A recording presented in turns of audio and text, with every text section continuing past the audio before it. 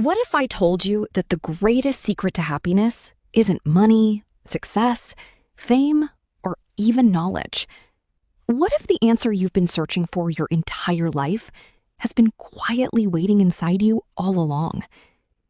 Today's story is about a young man who traveled far to learn the greatest wisdom in the world. But what he discovered changed his life forever.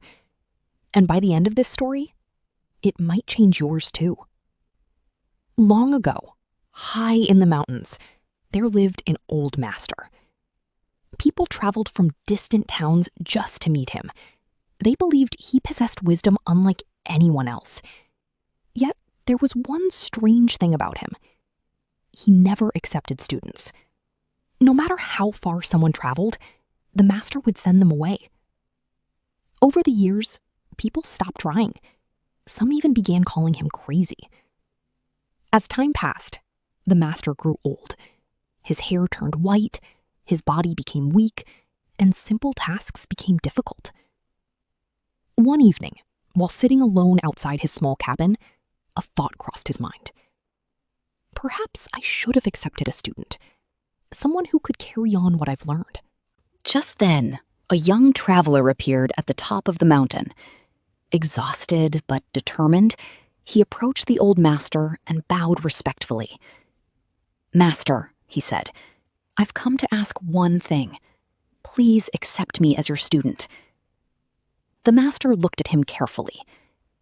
"Didn't anyone warn you about me?" he asked. The young man smiled. "Everyone warned me. They said you reject everyone.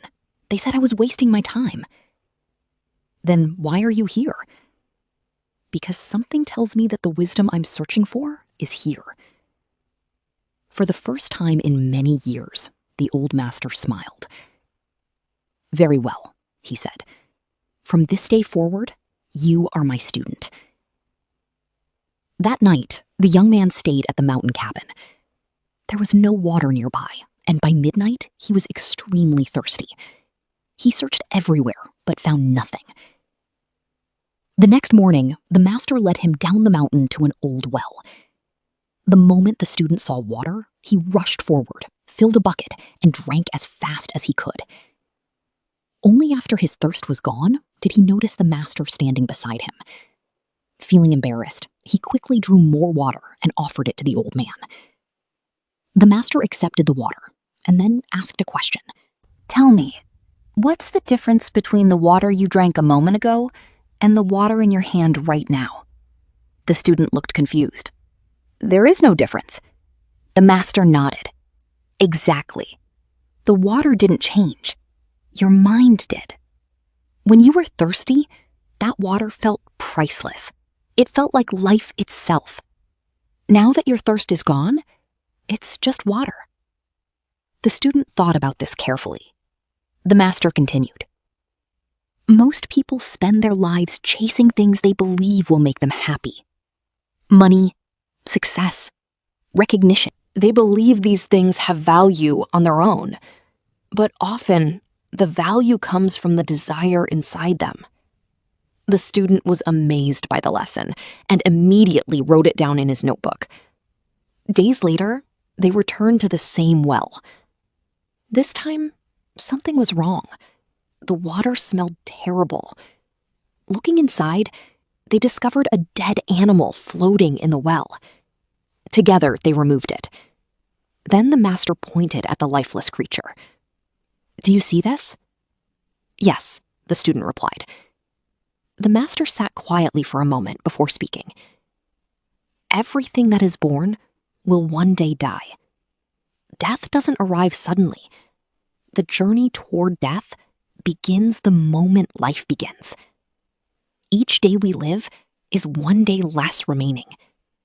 Some journeys are short, some are long, but every living thing eventually reaches the same destination." The student wrote every word into his notebook. Months passed.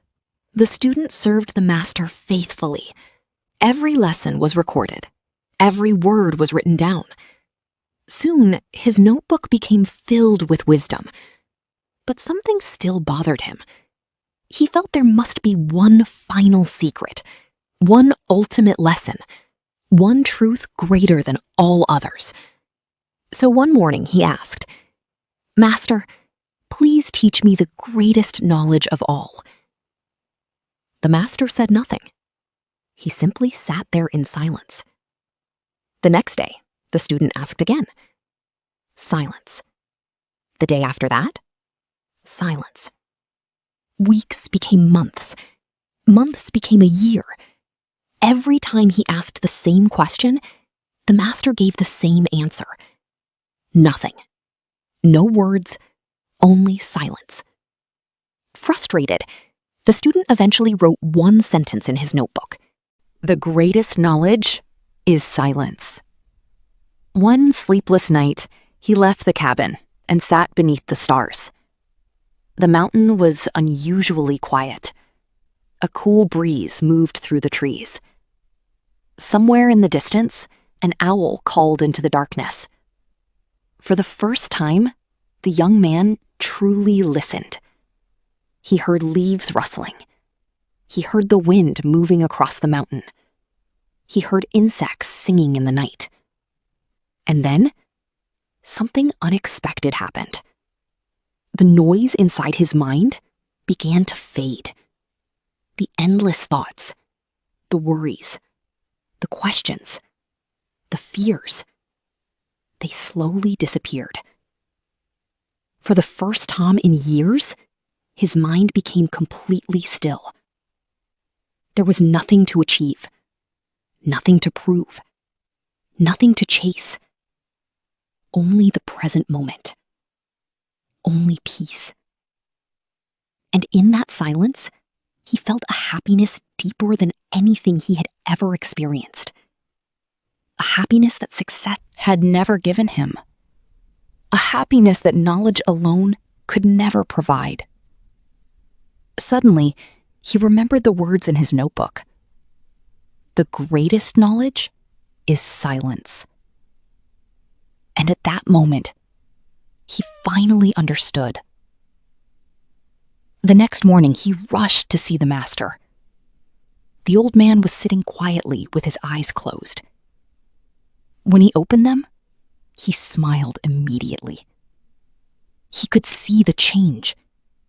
The student had found the answer. The master spoke softly. Silence is not the greatest knowledge. The student looked surprised. The master continued. Silence is the foundation of all knowledge. When the mind becomes quiet, truth reveals itself. When the mind becomes quiet, wisdom appears. When the mind becomes quiet, you finally meet yourself. Tears filled the student's eyes. At last, he understood what the master had been trying to teach him all along. He closed his notebook. He placed it at the master's feet. And from that day forward, he stopped collecting wisdom with words. Instead, he began living it. Moral of the story. Today, most people spend their lives running after money, running after success, running after approval, running after the next goal. But very few people ever stop long enough to listen to themselves.